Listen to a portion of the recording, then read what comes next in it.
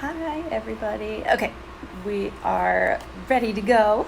We're going to start our live interview with Melissa again in just a second.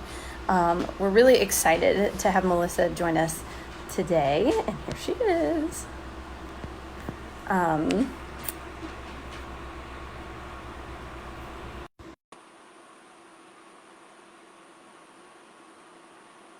Hi, Phyllis.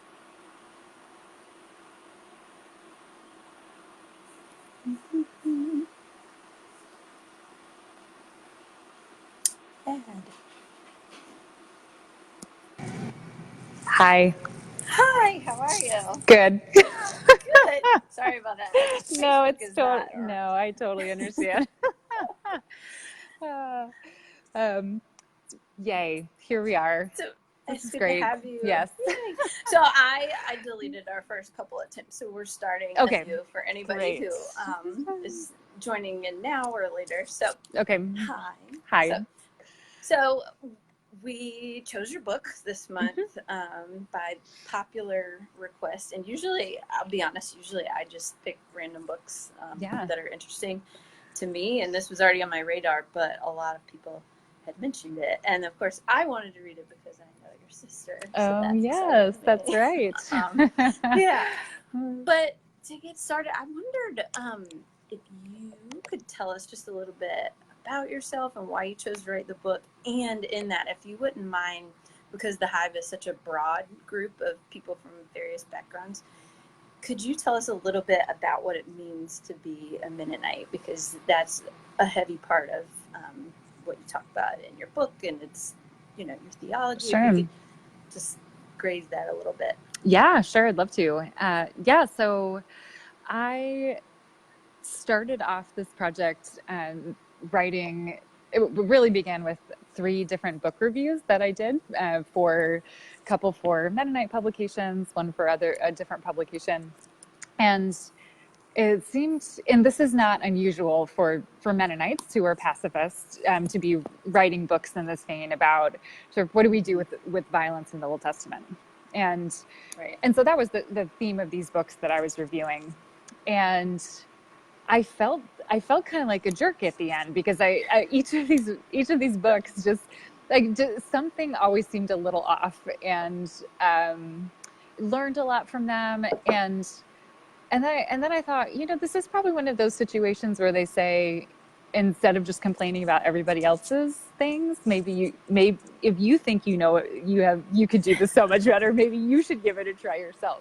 And so Mm-hmm. I sort of began to think like, wow, what would I say? Like, how would I sort of think about answering this question? What do we Mm-hmm. what do we do with the Old Testament? Right. And that's sort of how things began with the book.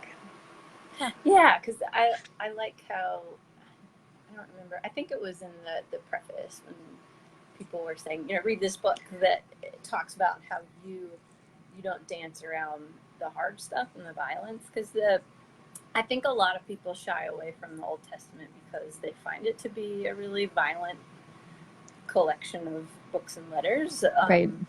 But you find the beauty and the humanity in it, and Mm-hmm. find God kind of on the flip side of some of those stories a little Yeah. differently than we're taught to read them. So Yeah, and I think that was I wanted to push myself. I don't know if this ever happens to you, but sometimes I like to challenge myself in preaching to take on something that maybe like a book I don't understand to teach for adult mm-hmm. education, or a sermon that's like a passage that discomforts me, and so I wanted to have a few challenges, but I think what I wanted to lead with was that this is a story about grace and Mm-hmm. and encounters with God, and these other things happen too, but that sounds a lot like all of our lives, right? There's Right. Yeah. this primary thing happens, which is God meets us along the way over and over again, and we're trying to make sense of our lives and the violence and the terror of it. But that's not the heart of the story. Those things happen Right. within it. Yeah. Yeah. Um, I There are lots of things about all the chapters that I really love, but what you just said reminded me of the chapter on Job, and when Mm. you invited um, the child to give the sermon and how that Yeah. was a scary process, but you did it anyway. And the way she saw God in that was really different than, again, like any way anybody's ever interpreted it. And Yeah. I loved that. Yeah. What was her sermon like? She just is, I mean, a really like unicorn of a kid, you know, just someone who loves, just is curious about scripture and just has a deep love for the ritual of church and sort of excitement about being there. Unlike all three of my children who do not possess any of those qualities. They have many lovely qualities. Those are not them. Yeah. So I mean, one of the things that I remember most clearly about this was the church I worked at was, you know, tall steeple, downtown church, Duke Memorial, for those of you who know this area, you know, historic church. It was like the Dukes established this church as a church for the tobacco workers to go to, but it has a pulpit that you know has been there as a historic pulpit that is clearly meant for an able-bodied man. You know, you have to walk up 3 stairs. It's not handicap accessible. And even when I would preach in it, it was too tall. Like, it's too tall for me. Right. So there was something. It felt like it always felt. It feels very subversive to have different bodies in that space preaching, but there was something especially a sort of undoing of the construction of that space to have Hannah on her plastic stool. That's cool. Behind the pulpit. Yeah. Yeah. So for those of you who haven't read the book yet, in the chapter about Job, you were talking about each year the kids get to do a service, and you decided that this year you were going to stick to the lectionary, which happened to be in Job, and that Hannah saw it as Job was actually behaving like God, and God was behaving the way we do. That's really beautiful. Such a beautiful insight. Yeah, Such a creative insight. So so tell us a little bit about so how many of these stories are ones that have found their way from your pulpit or your sermons into the book, and then how much of it was informed by your community? Because I love how you talk in the beginning about what a sermon is and your tradition, that you put forth things and then the community asks questions and refines it. So this was a really interesting process, because in some ways it's like the kernel of a lot of those chapters came from sermons that were preached in some contexts, and the response that you get that came from the community, the sort of way that we live those stories together. But what I think is interesting about a book is it's actually sort of counter to sort of the way that Anabaptists think about the proclamation of the word, because I think there is something important about the fact that your sermon goes into the trash when you're done, right? Like it is this thing that happened. It isn't something on a piece of paper. It really is a word that's spoken and received, and so that means it's momentary, and how it's transformed is in the life of people. And so in some ways it sort of feels a little weird to have it be so permanent, because it feels like we continue to live out those stories in our community in ways that cannot be captured now. Right. Yeah, so it's just interesting. Yeah. It's funny because I didn't grow up Episcopalian, but I'm a part of the Episcopal tradition now, and it's like we write our sermons, you sit down, and then you immediately put them on the website so people can listen to them again. It's a little, but one of the things that that some of the congregations around here do in the summer is something a little more like what you do, where they have a box that there's a question put inside from the congregation, and then there's some prayer time, and then you answer, but it kind of, you end up having to rely on the congregation a little bit to help.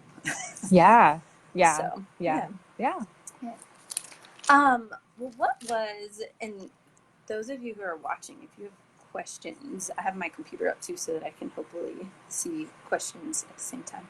So ask. What was your favorite, if you had to single out one part or one chapter, because I found each chapter pretty complex.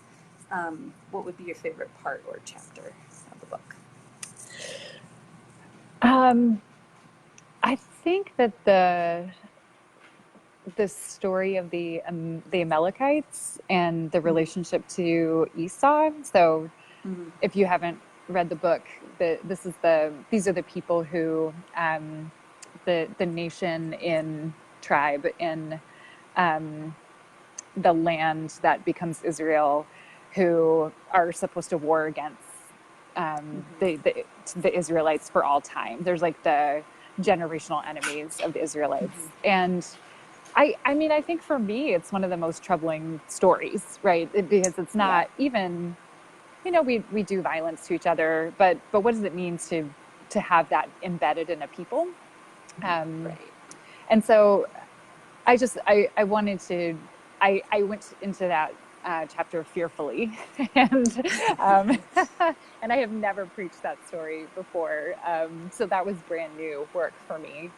And I think the work that it allowed me to do, and I think because it also sort of gave me a chance to, which I hope happens in all writing from spaces of people who grew up in cultures of whiteness, who are white. It's like that all of our work can be anti-racism work. And it doesn't have to be that you write an anti-racism book, but you can say, this book about the Bible has something to do with being able to tell the story back to myself about what it means to be a part of generational oppression. And so I appreciated the opportunity that sort of made space for me to. Yeah, the way you did similar work with Sodom and Gomorrah, I appreciated a lot, because I think a lot of people, as you mentioned, you're taught to read, most people are taught to read Sodom and Gomorrah as a story about sexuality, which is something that's not a way it was ever interpreted until pretty recently. But to recognize that it's something fearful for people like I'm a chaplain to little kids, and because of a negative experience my first year teaching, I don't teach that story anymore. And probably should consider that, but talking about how we're all caught up, like no one gets a pass in life because we're all caught up in these systems, whether or not we mean to be, and how you really looked at how Lot is complicit in the sins of this place.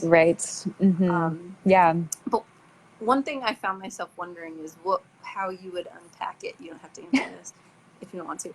How you would unpack it if you went all the way through the story to Lot's daughters, because that seems like a story of the abused becoming the abuser. Well, I mean, that's what's so remarkable to me is Lot. It's such a complicated story, and Lot is this. I mean, I think if there is this sense, well, I mean, not just the sense, we know that Lot was willing to victimize his daughters, right? And so it's almost like that story that happens. It's like the inverse of that, right? So it's this mirror that's happening, tragedy facing tragedy, and it sort of bookends that story in a lot of ways with the story of the destruction of the town at the center. Yeah, and again, I think that the way that like systems of oppression, like really systematized oppression, just creates devastation, Right. right? Inescapable devastation that leads to horrific acts of sexualized violence in all Yeah. sorts of ways. Yeah. Yeah, Um, yeah, let's see. Well, so I wrote down all these little notes and then I lost one of my papers because that's yeah. I hear how I you. roll. Um, but so one of the things that really struck me in a timely way, I know it was all very timely, but when you talked about the story of the priests in the temple, so when the tabernacle, which is for people who are new to scripture, the tabernacle is this movable tent, this movable home for God that the people of God, Israel, had while they were wandering in the desert and for a long time afterwards. And so when they finally build the temple with Solomon, the priests are preparing for God to come in, and they've got this feast prepared and all this stuff, and then it's just this big dark cloud that consumes them to they can't do anything anymore. Yeah. And you talked about redeeming the dark, like how you talked a lot about God being found in the dark, and are we hidden in the dark? Are we hunted in the dark? Yeah. Like, what happens in the dark?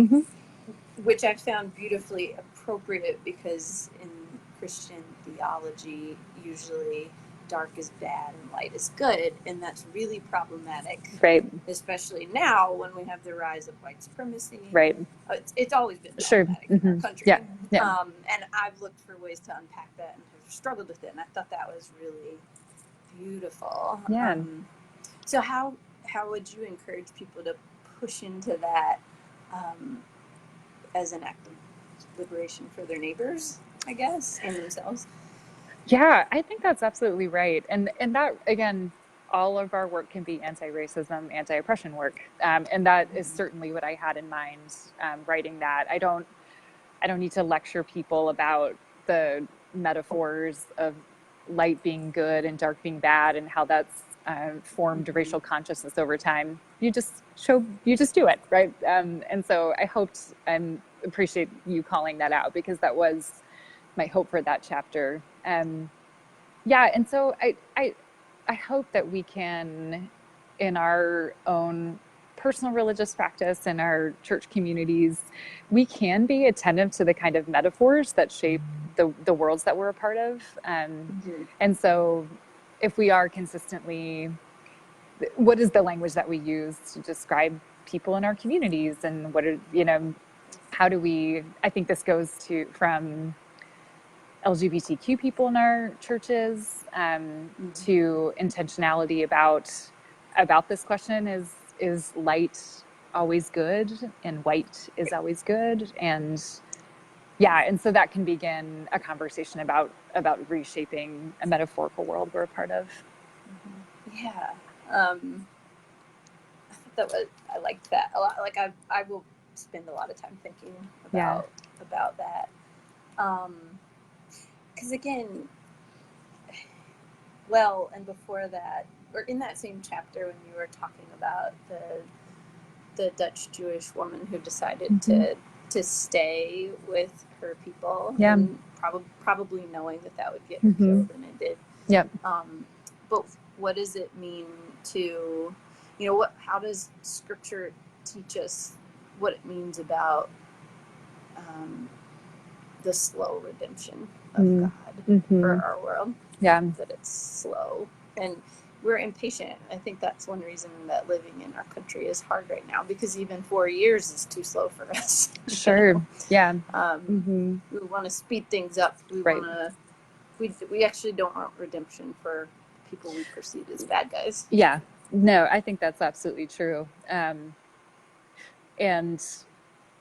that is why we in the New Testament we have a story that goes over 10 years, maybe 20 years, right? And it's short. Yeah, it's such a short period of time, whereas the Old Testament really introduces us to to a story that takes thousands of years to unfold. Right. And it does,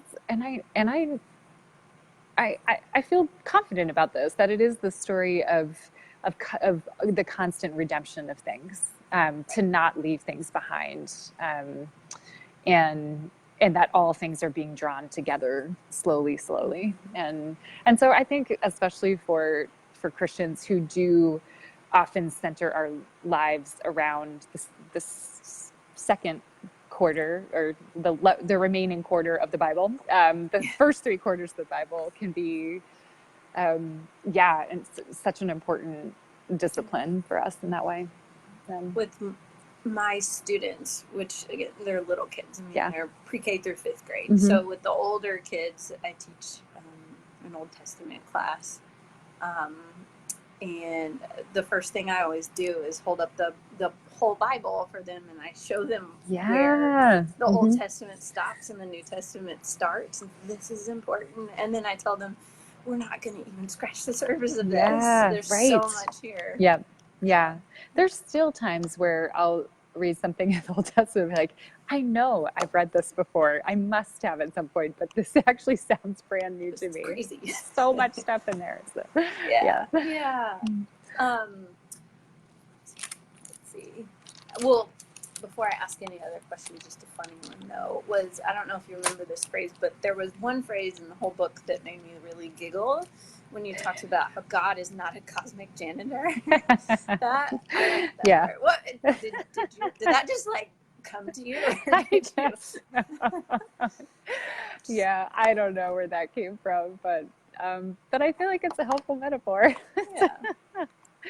I mean, I recently had a conversation with someone who I love very much, who was asking, why doesn't God fix this for me, and why weren't things easier for me, and it's not fair. And that was appropriate.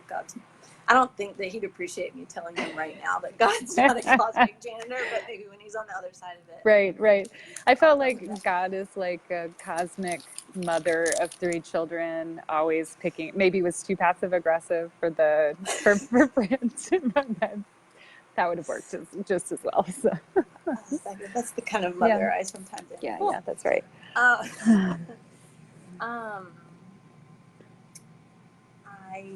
Let's see.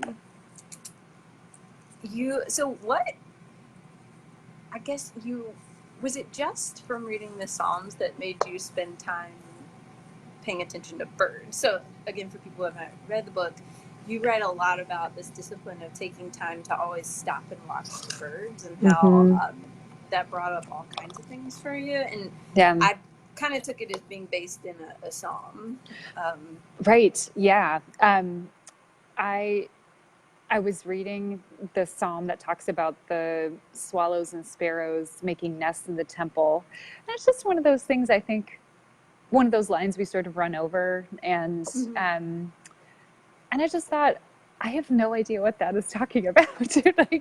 or just what a strange thing for just imagining all the activity of the temple and all of these people who are coming in and out, and I'm sure it was very loud and smelly, and there's like animals everywhere, and whoever the psalmist is just looking around, and it's like just happens to notice this bird is making a nest, and I thought, oh well, if that's something the psalmist is paying attention to, and I'm not a particularly reflective person in that way, maybe I should just give that a try for a week. And so I just sort of gave myself this task to just pay attention to birds for a week.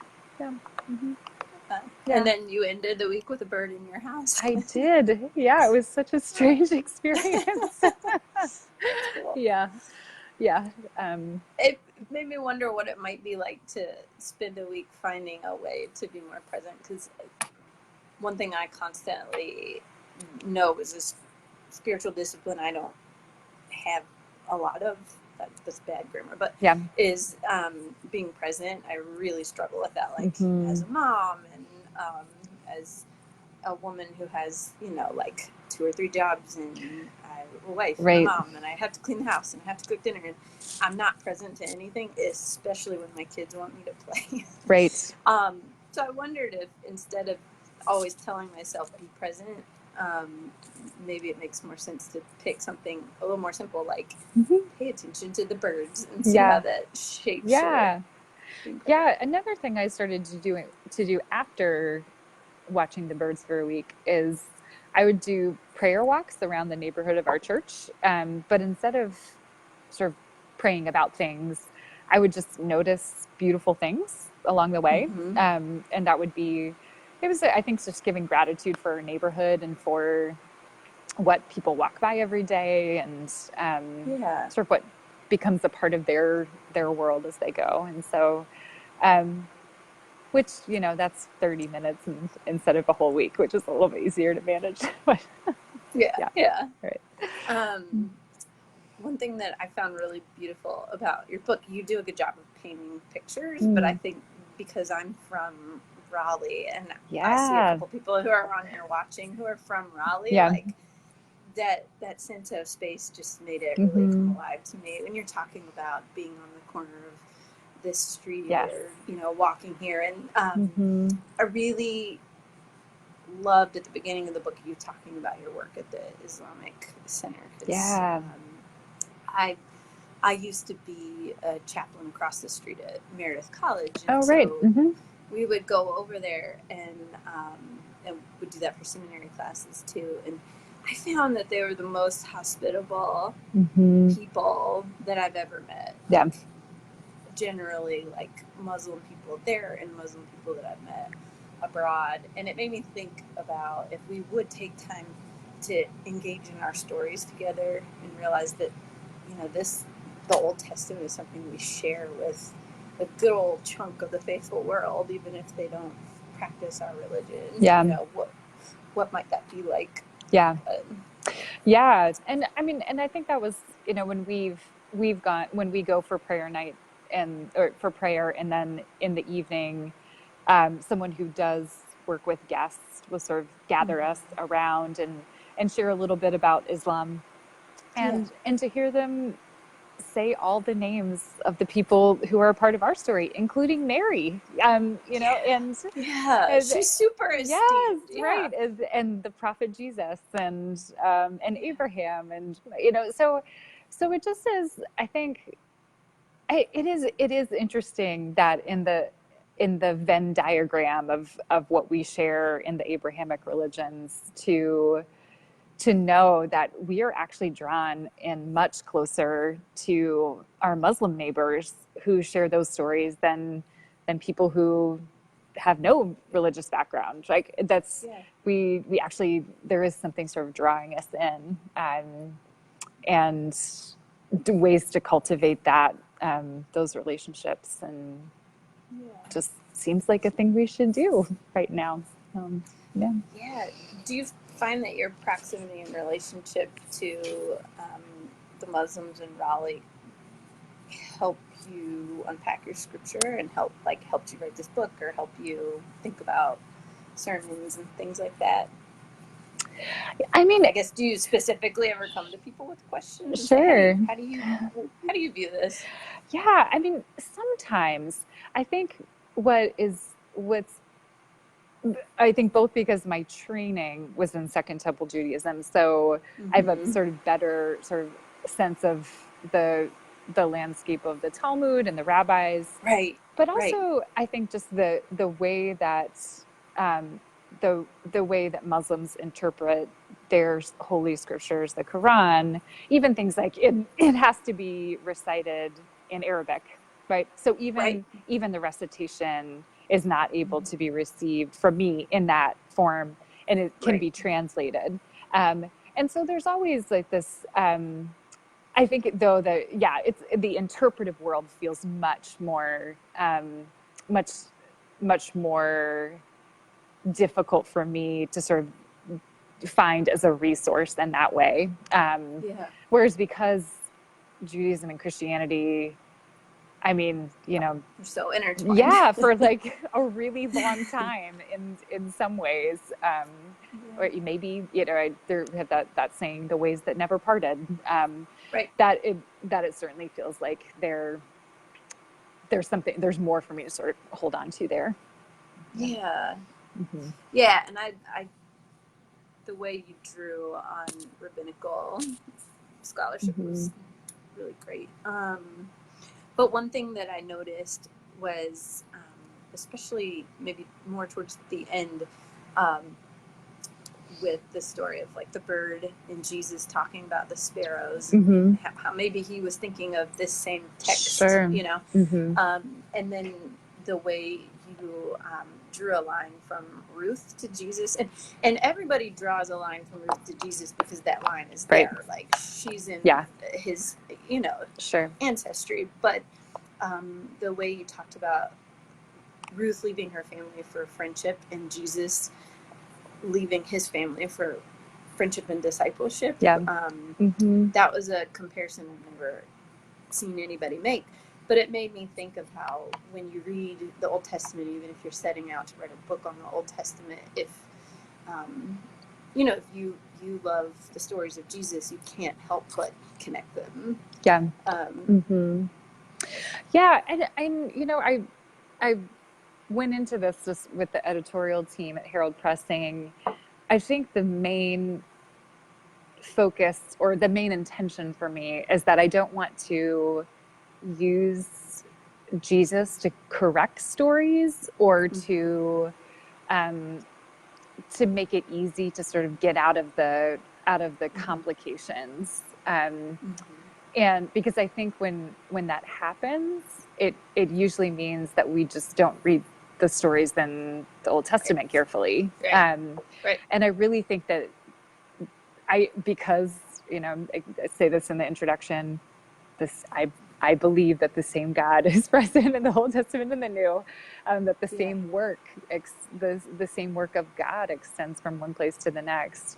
I wanted to be able to say, I really want to respect the integrity of these stories. And I think a big position, that really where that comes from as well is coming to the Old Testament, recognizing that we are co-readers, and whenever my first disposition to the Old Testament is as a Gentile, and so it always feels a little difficult to me, again, when people sort of lead with, oh, the Old Testament is so violent, I can't handle that book, it's so bad. I'm just like, it's kind of like, maybe don't lead with that, just because that's because this isn't this for some people, this is their primary text. And I struggle with the New Testament being violent. Right? Yes. Also there. Yeah. And our Jewish neighbors who are reading the Old Testament are shutting down ICE facilities. The God they have discovered there is leading them into this incredible work. And so respecting the integrity of the text felt important to me. Yeah, I think that the Jewish teachers and students that I work with are among the most peaceful people I know, and that I know that their lives are formed by this text. So that tells me that if you only see violence, maybe you're reading it wrong, or maybe you're not wrestling with it enough. But you talked about, I don't want to take too much more of your time up, but when you just then mentioned being a Gentile, it made me think of the Willie Jennings quote. He's awesome. At the end of your book, where you say, the Old Testament is a participatory story because, as Willie Jennings reminds Christians, we join the story of another people of Israel, and in this way learned our God. We enter these stories as the Gentile other, those welcomed into God's promises despite being outsiders. And I thought presenting it as the gift that it is beautiful. And I think you did a great job of helping us understand Jesus better by understanding the Old Testament better, instead of trying to do the other way. I think you did what you meant to do. Thank you. I appreciate that. Yeah. Well, if you had any let me back up a little bit. We have a lot of women on the Hive who are writers or are hopeful writers. Mm-hmm. So what advice would you have for them about writing a book and that whole process? Yeah. I think the one thing I would say is that it was really helpful. I wrote articles for years, articles and essays, and so I think sort of getting a little bit of footing and in your voice in another form of writing can be a good way to start out, and to develop relationships in the writing community. And I think the other thing I'd say is, I had an editor once tell me that it's like for every woman who submits a manuscript, there's like 7 men who submit a manuscript. And so I think, and which I don't, there's more women in church right now. There's just as many women in seminary. There's just as many women, probably more than men, who could produce really beautiful theological writing. And my guess is that there's something else besides I don't have any ideas, and maybe it's I couldn't do this, or I'm afraid. Yeah. What would happen? I don't understand the process. And I would just say that a lot of people like me who are in smaller like, I don't think people who are sort of have these huge platforms are going to do this, but a lot of us who are in smaller presses are more than happy to encourage and walk people through the process. And I think we're all pretty accessible online. And so if you have an idea, just reach out and say, hey, what do you think? And could you point me? And I've connected people with editors at Christian Century and Sojourners. And so just know that there's a lot of space out there for writing, and a lot of people who will encourage you along the way and support you. Yeah. Yep. Yeah, and you are checking the time. Are super involved in like social media and things like that. Like I see you I'm trying to do Twitter. I'm bad at it, but I see you on there a lot. And does that help form your writing process at all? Or is it just a fun way to... It gets me in trouble sometimes, for sure. That's a good question. I think that one of the things I think it can do is it can help test an idea out. But at the same time, recognizing that it's only the people who respond. And it's only the people who are following you. Anyway, that's right. And so in some ways, I think it's like, it can be helpful to sort of start some dialogue, but at the same time, I think if I tested every article on Twitter, I would never write anything again, because it's like a place where deconstruction happens. Like, people just tear things apart, which if that's what you need for an argument, to like know what the holes are in it. But I think it's also definitely is like a place for people with thick skin. And so yeah.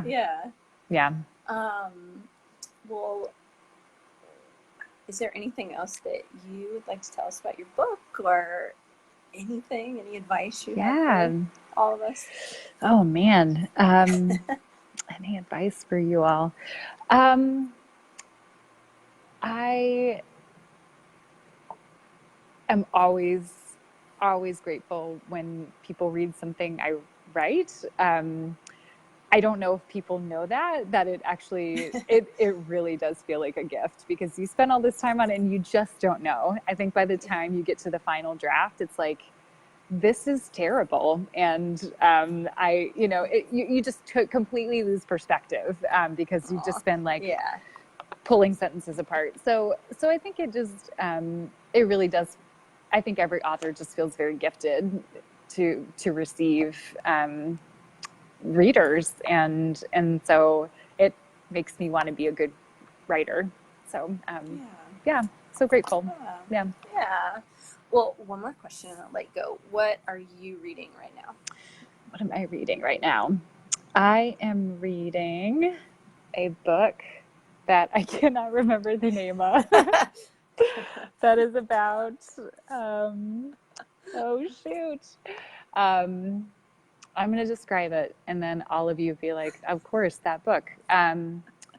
This um, couple in a city that in the Middle East that slowly dissolves into civil war, and there's sort of, but the way that they escape, the way people migrate is through actual doors. So it's sort of like a surrealist. So you can find these doors and go through the door and like come out and be in a Greek island, and then you have to look for another door to get out and find. Um, and so I can't. So you all have probably read this book and are smart and I'll remember Google names it. of things, unlike me. But it is really really beautiful writing, and yeah, and beautiful writing means a lot to me. So yeah, Well, yeah, thanks so much for yeah. coming online Yes. and answering our questions and writing this book, because I think it's important, and I think, as you said, anything can be used for social justice, and all of this is living, breathing, beautiful. God is in these pages. Yeah. So thank you for that reminder. Yes, thank you, and I appreciate your patience with my technological inabilities. So I'm always technical, so no worries. all right. Well, thanks so Yes, much. thanks, Michelle. All It was right. good to spend time with you. Bye. Okay, bye. You too. Bye. Bye, everybody.